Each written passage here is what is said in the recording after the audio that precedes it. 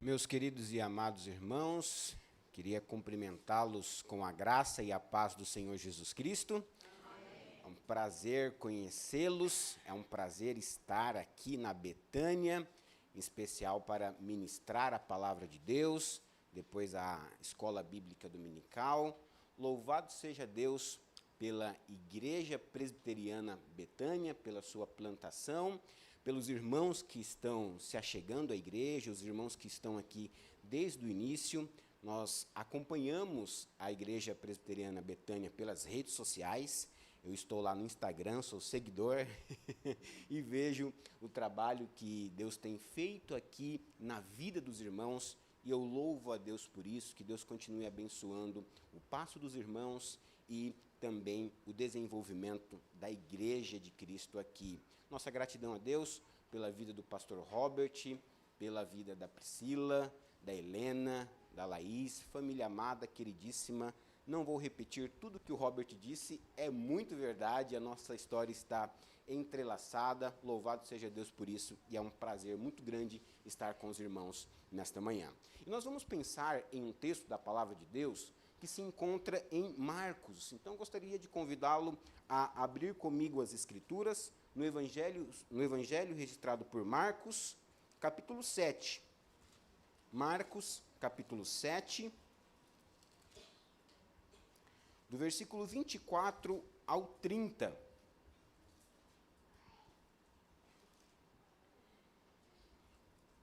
Marcos 7, do versículo 24 ao 30, diz assim a palavra do nosso Deus.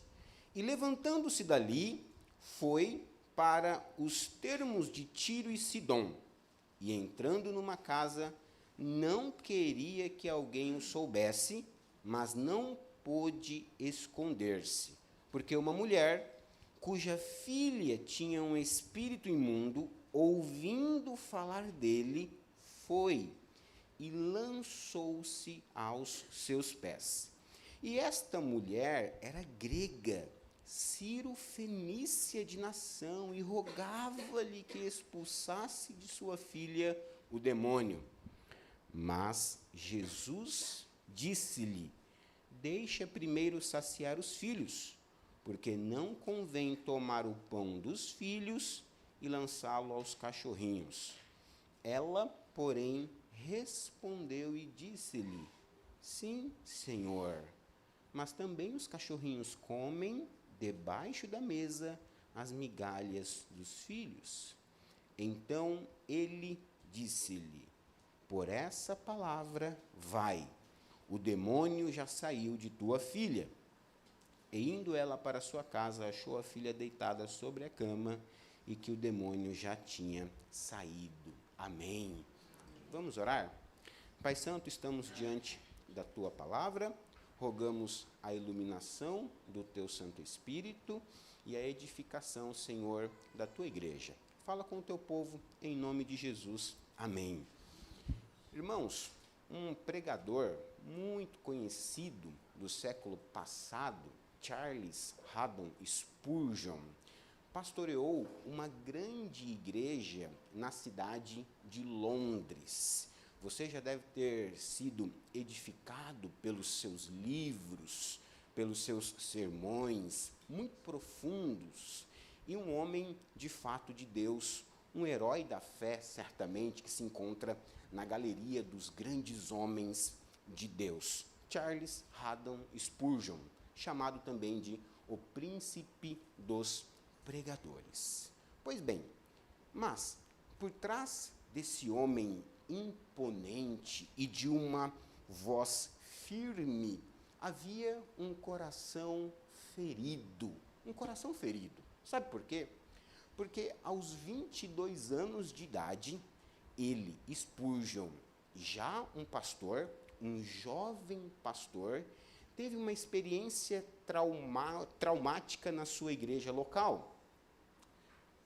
Antes de ele iniciar a pregação, houve um falso alarme de incêndio. E esse falso alarme de incêndio fez com que as pessoas ficassem muito preocupadas. E a igreja estava lotadíssima, de modo que quando alguém gritou fogo, as pessoas saíram correndo. E, lamentavelmente, naquele dia, 7 pessoas perderam as suas vidas. Spurgeon, recém-chegado à igreja, iniciando o seu ministério, se depara com uma situação tão traumática. E aí o que ele tem para fazer? E aí então, escrevendo depois sobre essa experiência, ele a chamou de a nuvem negra, o vale das sombras, porque foi uma experiência que o ensejou depois naquilo que ele chamou de a depressão espiritual da minha alma. Foi uma experiência muito trágica, de fato, para um jovem pastor, e ele teve que lidar com aquelas situações. Então, não foi fácil para aquele grande homem de Deus. Mas Spurgeon não escondia os dramas do seu coração. Ele não escondia, ele falava abertamente dessa angústia, dessa dor que ele enfrentava por ter perdido 7 ovelhas suas. E certa vez, refletindo sobre este episódio e vendo como Cristo estava com ele, Spurgeon disse: eu tenho uma grande necessidade de Cristo. Eu tenho uma grande necessidade de Cristo. Pense, ele estava refletindo sobre esse vale que ele havia passado, ele dizendo: eu tenho uma grande necessidade de Cristo, mas eu tenho um grande Cristo para a minha necessidade. Percebeu? Eu tenho uma grande necessidade de Cristo, mas eu também tenho um grande Cristo para a minha necessidade. E Spurgeon estava falando, então, da sua maior necessidade, a espiritual, que Cristo resolveu. Não somos, longe disso, isentos de tribulações, angústias, dores da alma. Alguém aqui é isento? Alguém aqui, pastor, eu nunca passei por isso. Não sei nem do que o senhor está falando. Alguém já passou por isso? Não. Nós enfrentamos as vicissitudes da vida cristã, os percalços da vida cristã. Mas como que nós enfrentamos esses percalços? Reconhecendo a suficiência de Cristo. Reconhecendo que, embora os problemas possam parecer grandes, o nosso Cristo é ainda maior. É ainda maior. É o que o Spurgeon refletiu. Eu tenho uma grande necessidade de Cristo, e eu tenho um grande Cristo para a minha necessidade. Essas palavras de Spurgeon, creio eu, resumem os solos Cristos. Somente Cristo basta. Somente Cristo é suficiente. Solos Cristos, meu irmão, minha irmã, que é o que nós vamos refletir nesta manhã. Fala sobre a suficiência do nosso Redentor. Jesus, e somente Ele é suficiente. E por meio dele nós temos a salvação. Este texto, então, nos mostra aqui no Evangelho de Marcos uma ilustração de uma pessoa que entendeu os solos Cristos. Que é isso, pastor? Nem tinha existido ainda esse termo, que só surgiu lá na Reforma Protestante, mas ainda assim, essa mulher entendeu que somente Cristo é suficiente. E eu pergunto a você, você já entendeu que só Cristo é suficiente para as mazelas da sua alma, do seu coração? Você já entendeu isso? Pastor, eu já entendi. Louvado seja Deus. Você está vivendo isso? Na sua vida? Nos seus relacionamentos? Na sua casa? Cristo, e somente Cristo, é suficiente. Então, este texto é uma encarnação dos solos Cristos. É a fé que reconhece que só Cristo basta. Este é o nosso tema nesta manhã. A fé que reconhece a suficiência de Cristo, os solos Cristos, que somente Cristo é suficiente. Como ter, então, uma fé em Cristo somente? Em primeiro lugar, reconhecendo a nossa grande necessidade de Cristo. Lembra de Spurgeon? Reconhecendo a nossa grande necessidade de Cristo, do versículo 24 ao 26. O versículo 24 começa dizendo o seguinte, olhe na sua Bíblia, por gentileza. Eu creio que talvez a minha aqui esteja numa versão um pouco diferente, que é a ARA, mas nós vamos acompanhar assim mesmo. Versículo 24. Levantando-se, partiu dali para as regiões de Tiro e Sidom. O texto continua, mas nós vamos parar por aqui, por enquanto. Então, o texto está falando de Jesus Cristo. E a pergunta é, onde Jesus estava? Jesus estava na Galileia, o coração do seu ministério terreno. E ali, na Galileia, Cristo teve alguns confrontos duríssimos com os fariseus e escribas. No capítulo 7 de Marcos, do versículo 1 ao versículo 23, Jesus é confrontado pelos fariseus que estavam com uma preocupação. E a preocupação dos fariseus era a impureza dos discípulos. Em resumo, os fariseus disseram assim para Jesus: Jesus, que negócio é esse que os seus discípulos comem sem lavar a mão ou sem lavar as mãos? Eles estão comendo de modo impuro. Não era uma regra de etiqueta, nada disso. Era uma tradição dos anciãos. E Jesus, então, mostra aos fariseus que a verdadeira pureza não vem necessariamente de aspectos externos, mas do coração. Jesus começa a falar, então, dessa pureza que vem do coração e não necessariamente das partes externas. Mas os fariseus, os escribas, não entendiam e confrontaram Jesus.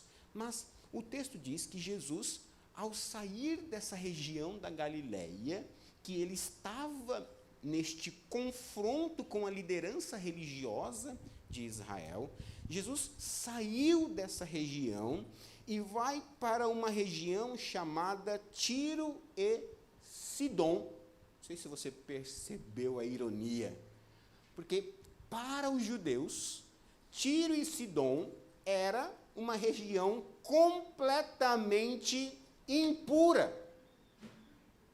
E é para lá que Jesus Cristo vai. Por quê?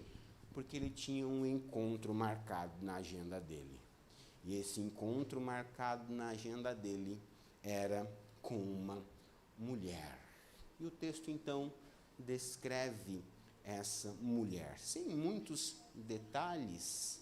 Veja que o versículo 25 diz apenas uma mulher, certo? Uma mulher. Olha aí, porque uma mulher. Qual que é o nome dessa mulher? Qual o sobrenome dela? CPF, RG.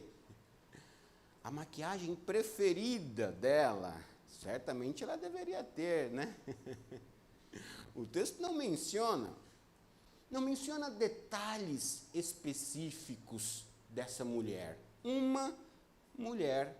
E o versículo 24 diz que Jesus queria descansar. Ele era homem também, Deus e homem, e ele tenta se esconder para descansar um pouco. Mas essa mulher persistente encontrou Jesus no seu descanso. E, irmãos, Marcos aqui, embora não dê grandes detalhes dessa mulher, qual era a rede social dela, não sabemos. Marcos não dá grandes detalhes, mas Marcos, ainda assim, mostra que havia nessa mulher algumas barreiras que a impediam de ir a Cristo Jesus. Havia algumas barreiras que a impediam de reconhecer a suficiência de Cristo Jesus. Mas ainda assim, essa mulher é persistente e vai a Cristo Jesus. A primeira barreira é geográfica. Nós vimos, porque no versículo 24 diz que ela morava em Tiro e Sidom. Tiro e Sidom, atualmente o Líbano. Para isso, para o judeu, Líbano hoje, ou Tiro e Sidom à época, era o fim do mundo. A gente diz onde Judas perdeu as botas, não é isso? Onde Judas perdeu as botas, depois que Judas perdeu as botas, você vai embora ainda, coloca no Waze, vira à direita, vira à esquerda, é lá que Jesus foi, para essa região chamada Tiro e Sidom. Para um judeu, que Jesus havia acabado de ter um confronto, Jesus, ou o Messias, não poderia salvar uma pessoa daquela região pagã, impura.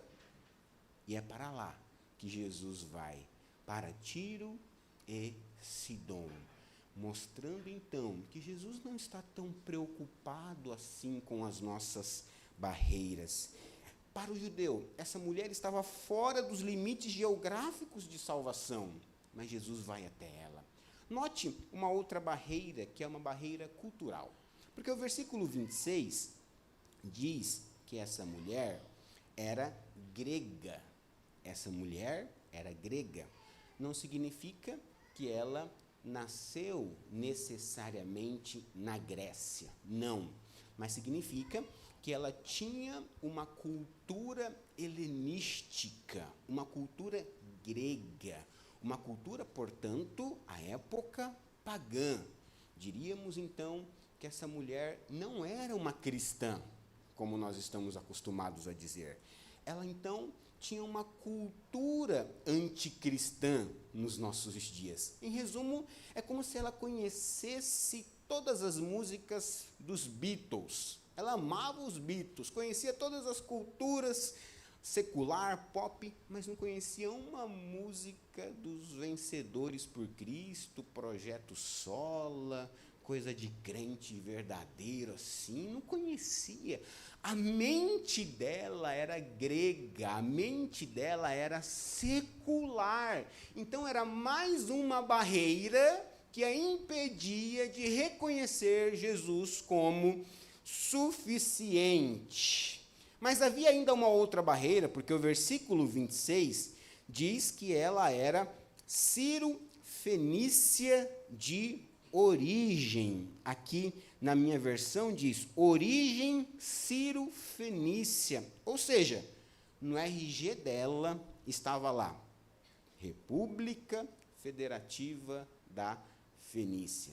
Não estava Jerusalém, não estava qualquer cidade da Galileia, não.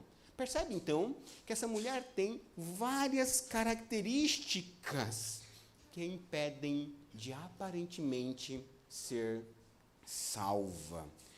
Mas a maior barreira que ela enfrentava, diz o versículo 25. Olhe na sua Bíblia, versículo 25. Porque uma mulher cuja filhinha estava possessa de espírito, o quê? imundo. Espírito imundo, não é?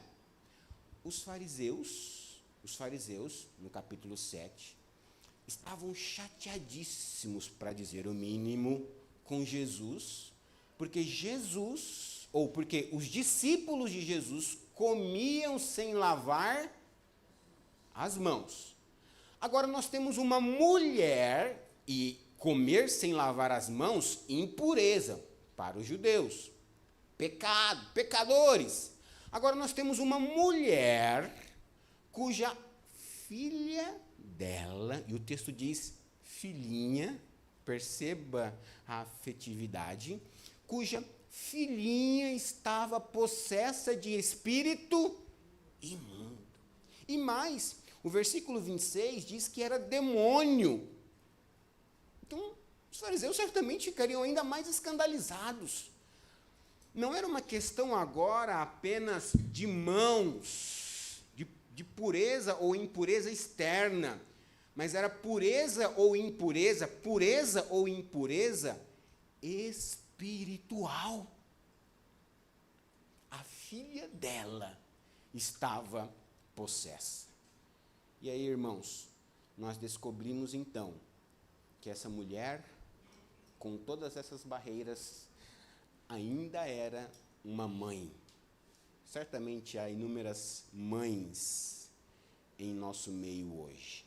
E aqui o texto conta a história de uma mãe aflita por causa da sua filha possessa por demônios.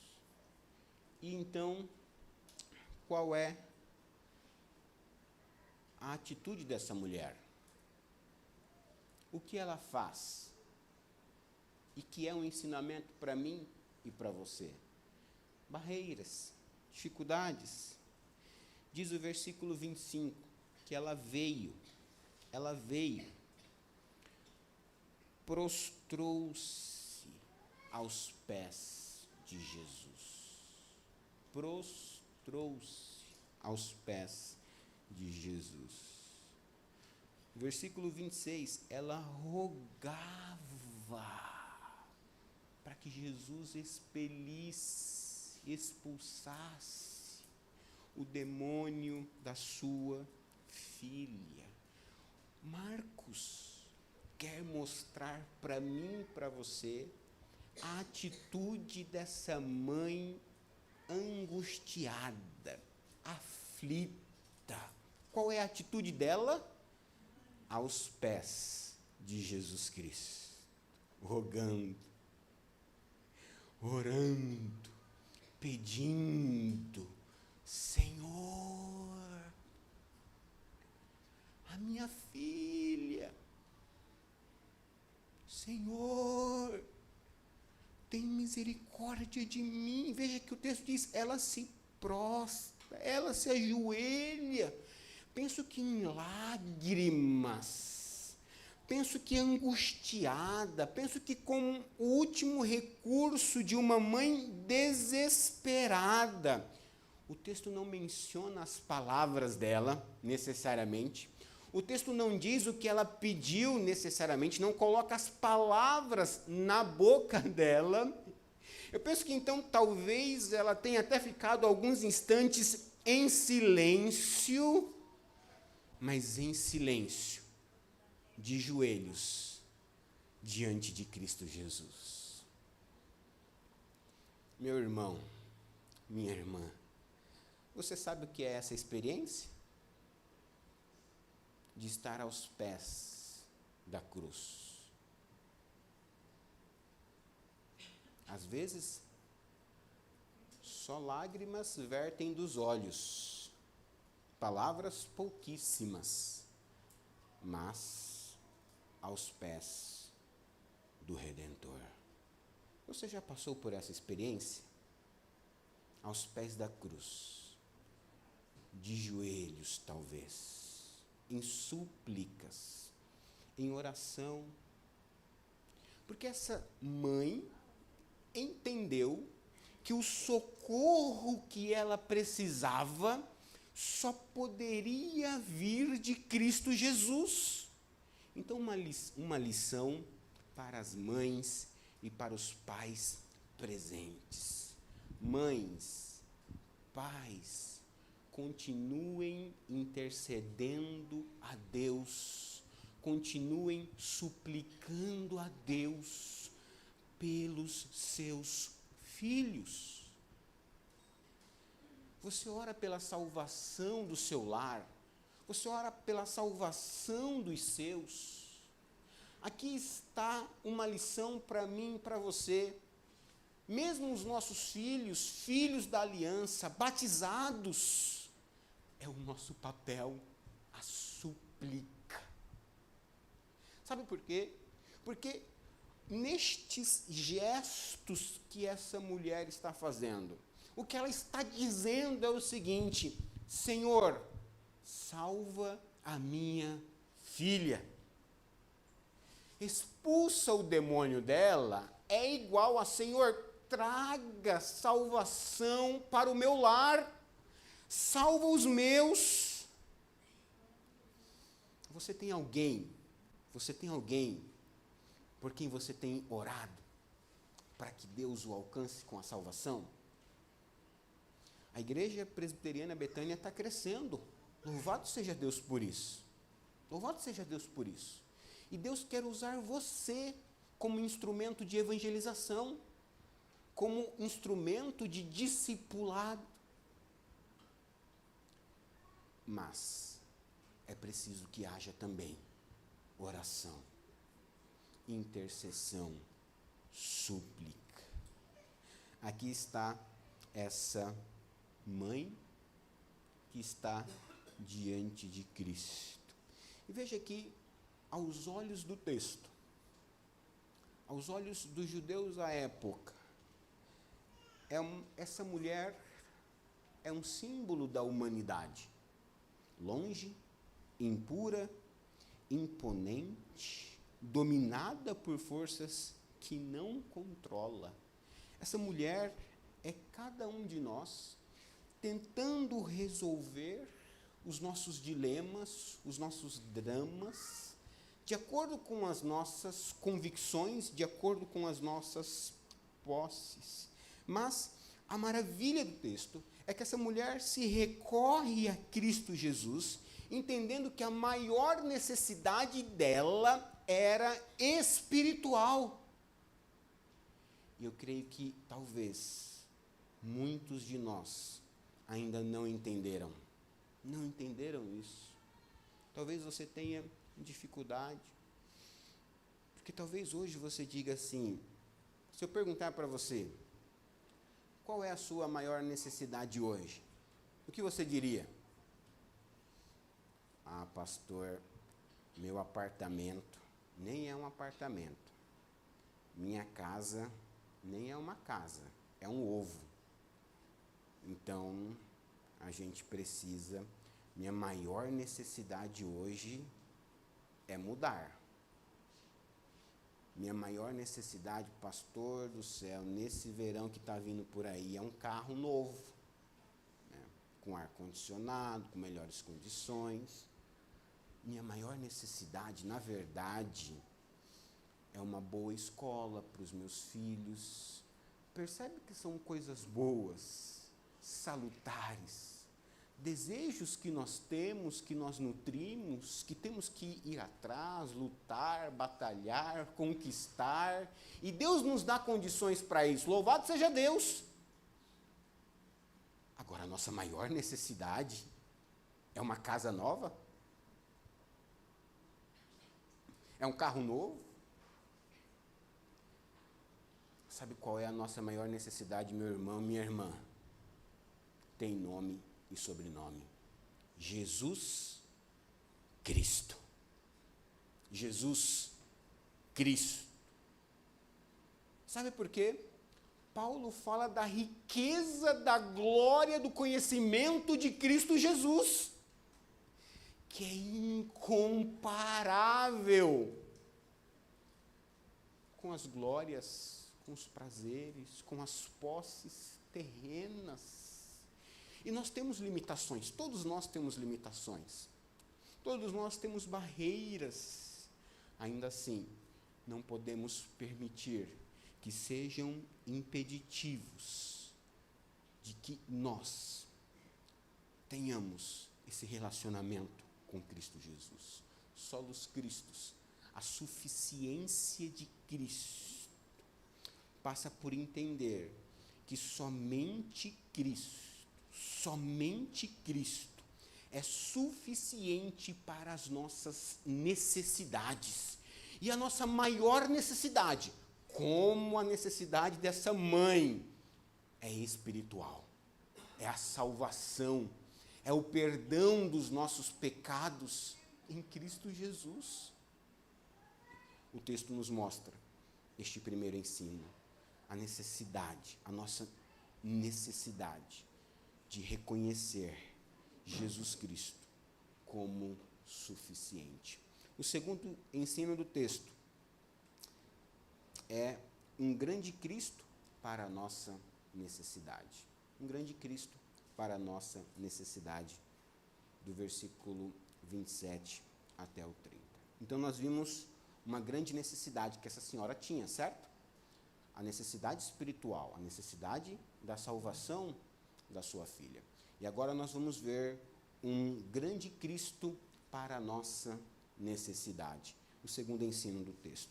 Porque essa mulher, então, vai a Jesus, versículo 26, ela está de joelhos diante de Jesus. E qual foi a resposta de Jesus a essa jovem mãe senhora? O que Jesus lhe responde? Versículo 27, olhe na sua Bíblia. Mas Jesus lhe disse: deixa primeiro que se fartem os filhos, porque não é bom tomar o pão dos filhos e lançá-lo aos cachorrinhos. Ah, não, pastor, não entendi, foi nada, né? O que está sucedendo nesse texto? Tanto texto para o senhor pregar hoje, vai pregar só um texto que fala de cachorrinho, pão, né? Que história é essa? Porque a resposta de Jesus é enigmática, convenhamos, certo? Está a mulher aos seus pés, e ele dá essa resposta falando de cachorrinhos, pão, fartar um, deixar o outro. Se Jesus desse uma resposta dessa em nossos dias, ele seria cancelado, provavelmente, né, no Twitter, no X, nas redes sociais, alguma coisa nesse sentido, porque não é uma resposta assim muito educada. Será que Jesus faltou com a educação nessa resposta aqui, pastor? Será? Não, jamais. Ele é o nosso Senhor Cristo, né, sem pecado. Nós precisamos entender, então, o que Jesus estava querendo dizer nesta resposta.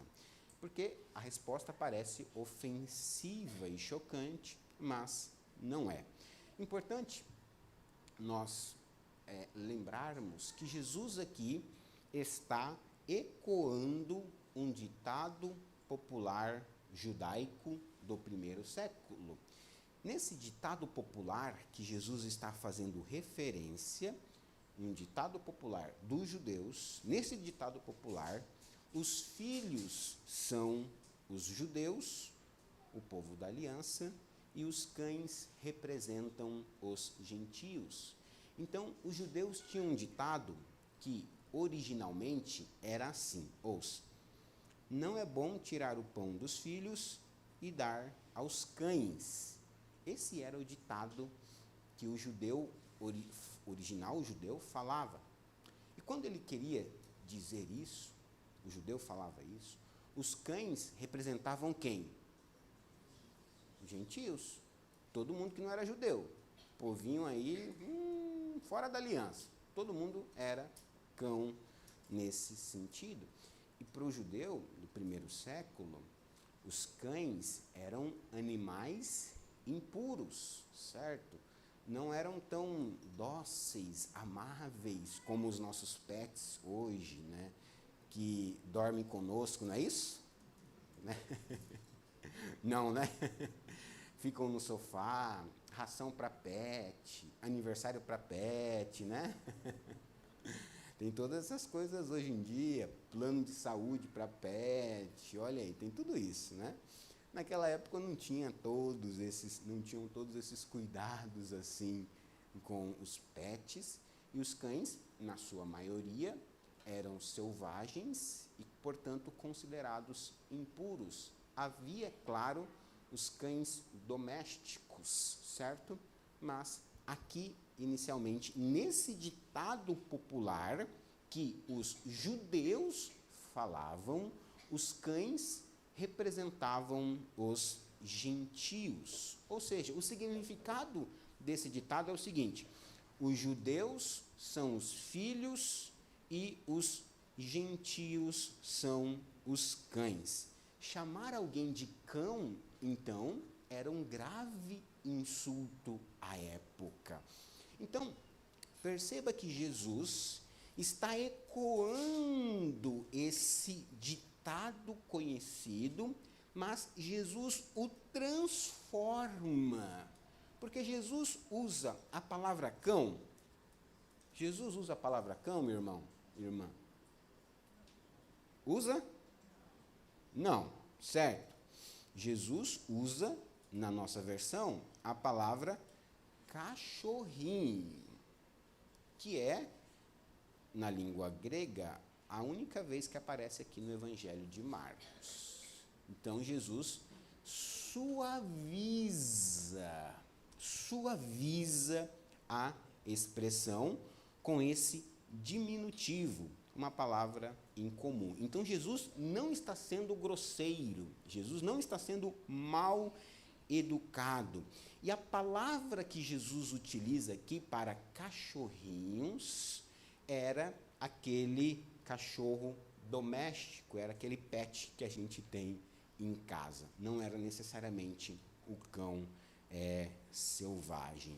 Aqui são aqueles que viviam dentro de casa, debaixo da mesa. Ou seja, Jesus está ecoando esse ditado popular, à época judaico, mas o redefinindo, trazendo graça para esse ditado popular, dizendo o seguinte: o que Jesus quer dizer com essas palavras àquela mulher. Lembre-se, a mulher está diante de Jesus, de joelhos, dizendo assim: Senhor, salva a minha filha.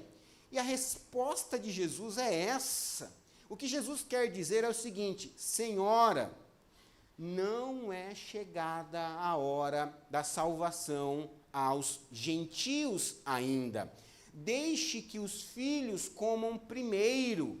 Deixe que os judeus se fartem. A salvação é para os judeus. No Evangelho de Mateus, nesta mesma cena bíblica, Jesus diz também: eu vim para as ovelhas perdidas da casa de Israel. Ou seja, no plano redentivo, no plano de salvação, os judeus tinham a prioridade. Primeiro os judeus, depois os gentios. Paulo disse: não me envergonho do evangelho, porque é o poder de Deus para a salvação de todo aquele que crê. Primeiro do judeu, não é isso? E também do grego. Então, em ordem de prioridade, judeus, depois gentios. A salvação é para todos, é verdade. Mas o escopo inicial de Cristo era para os judeus.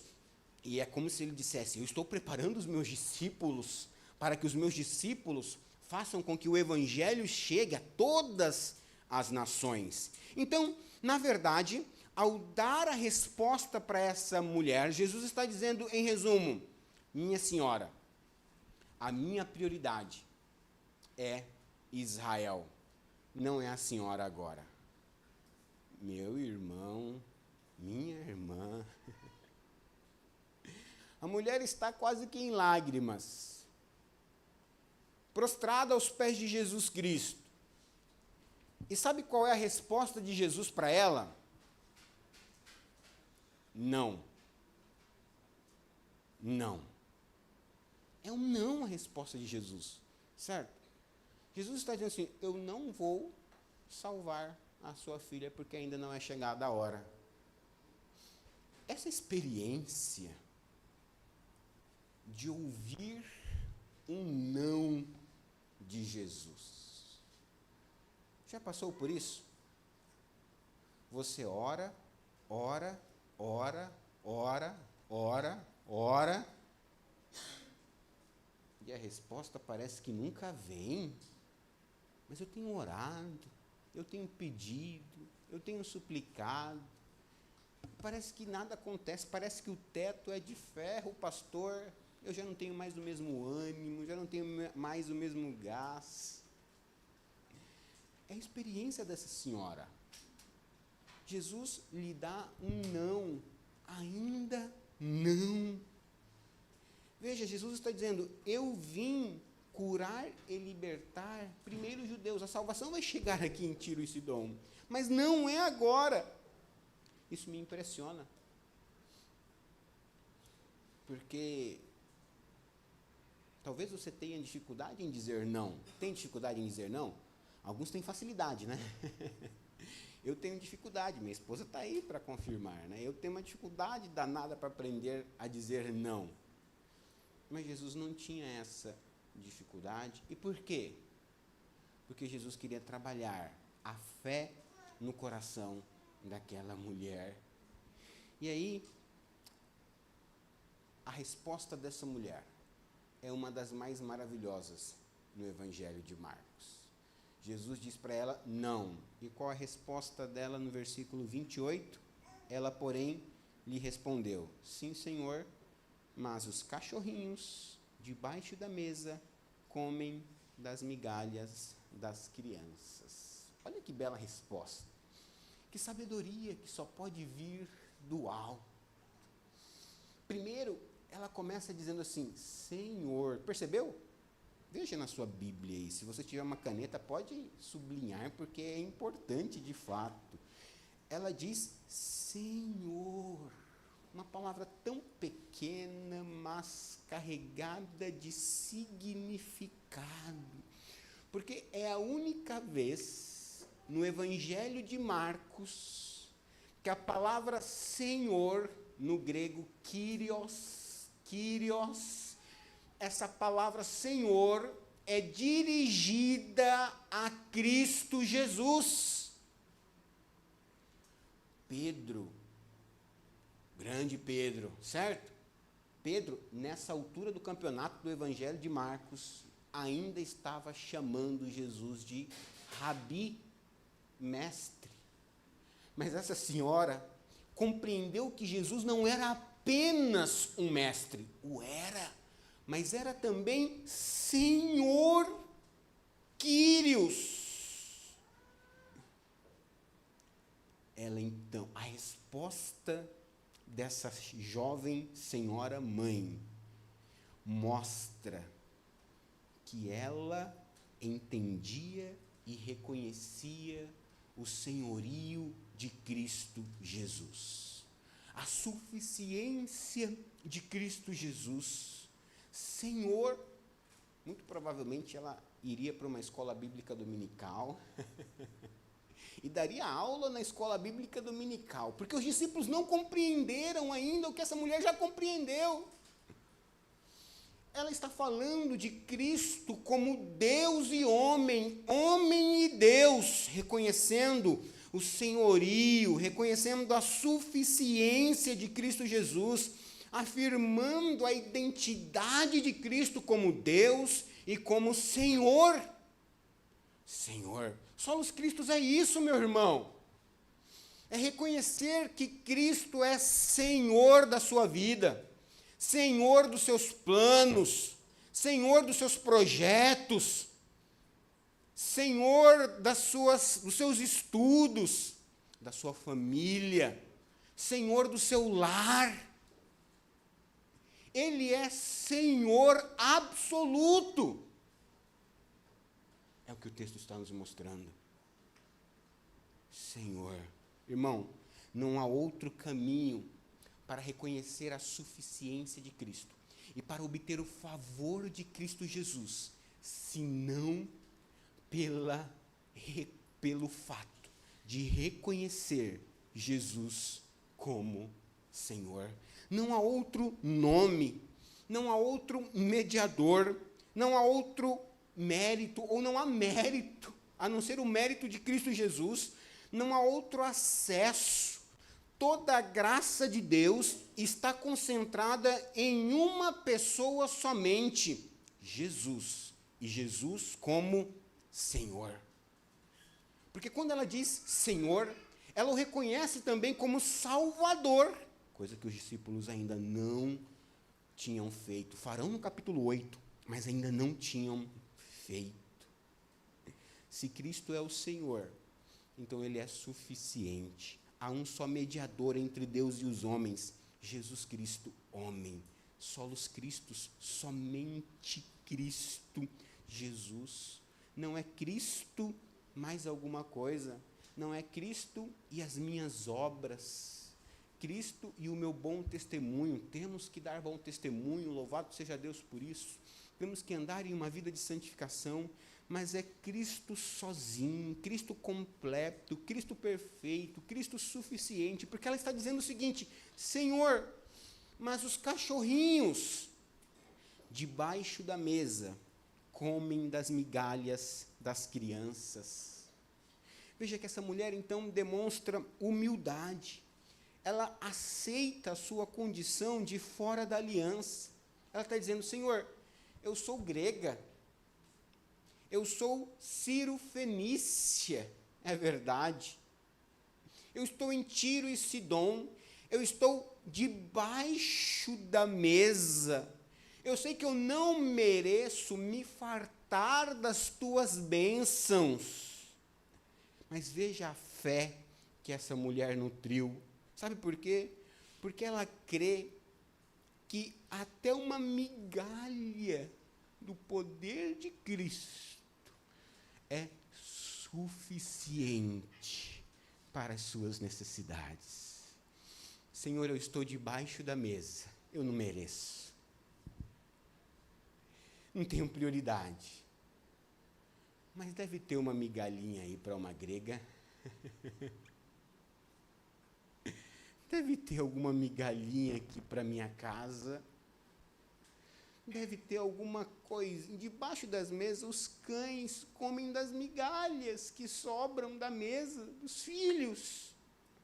Veja a fé que essa senhora nutriu. Talvez você até pense assim: nossa, que resposta estranha, migalha. Eu não diria uma resposta dessa, não. Eu não estou embaixo da mesa, não. Eu estou em cima da mesa. Não é o que o texto nos mostra. Ou eu estou à mesa. Não é o que o texto nos mostra. Sabe por quê, irmãos? Ouça isso. Uma migalha com Cristo. Uma migalha com Cristo é melhor que o banquete farto de Satanás. Uma migalha com Cristo é melhor que o banquete farto de Satanás. Sabe por quê? Porque o banquete de Satanás é falso, enche momentaneamente. O prazer é bom, mas é momentâneo.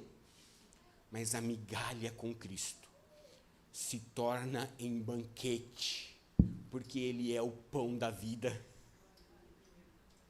Ele é o pão vivo que desceu do céu. Uma migalha com Cristo se torna, então, suficiente para saciar todas as nossas necessidades.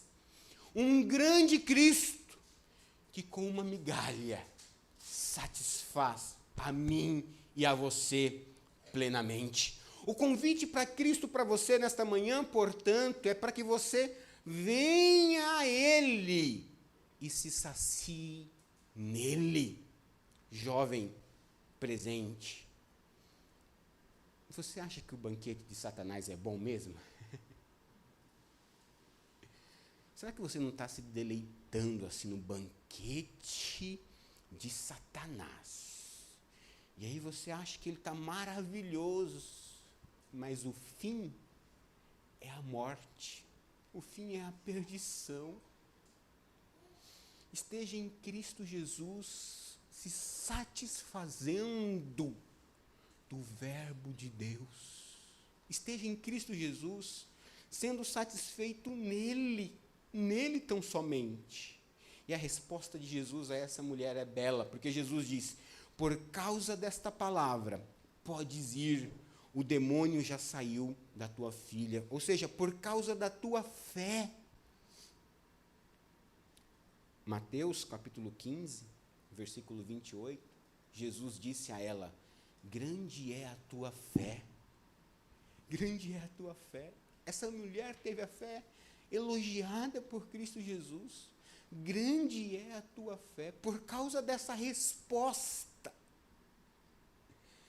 a sua filha foi curada. E o texto termina dizendo que ela chegou em casa e ela viu a sua filha curada. Irmãos, eu quero caminhar para a nossa conclusão. Relembrando você que, por natureza, todos nós estamos debaixo da mesa. Todos nós estamos debaixo da mesa. Em Adão, nosso pai, nós pecamos e nós fomos expulsos do verdadeiro banquete, da verdadeira comunhão com Deus. E por natureza, estrangeiros, por natureza, nós nos contentamos em viver debaixo da mesa, achando que o banquete de Satanás é suficiente. Essa é a nossa natureza inclinada, pecadora, que se satisfaz com o mundo e com as promessas do mundo. E qual é a solução? Solos Christus. Cristo basta. Cristo é suficiente. Cristo tinha assento garantido na mesa celestial. Cristo tirou o manto da glória e desceu até o nosso chão, embaixo da mesa, por assim dizer, onde nós estávamos. E na cruz, Cristo Jesus não nos ofereceu migalhas. Na cruz, ele ofereceu o banquete inteiro. Sabe por quê? Porque na cruz, Cristo se fez pão partido por nós.